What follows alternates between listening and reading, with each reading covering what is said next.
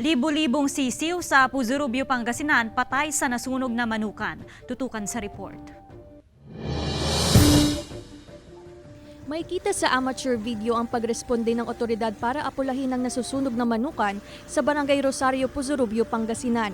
Umabot sa ikalawang alarma ang sunog na nagtagal ng mahigit 2 oras bago idineklarang fire out. Load lang noong poultry ng about 16,000 chicks yung mga sisiw.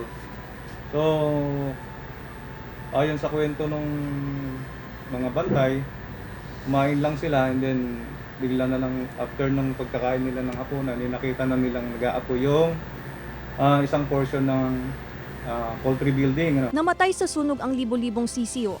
Ayon sa BFP, tinatayang nasa 250,000 ang halaga ng danyo sa sunog. Pinuntahan ng GMA Regional TV Balitang Amyanan ang poultry farm, ngunit tumanggi munang magbigay ng pahayag ang may-ari.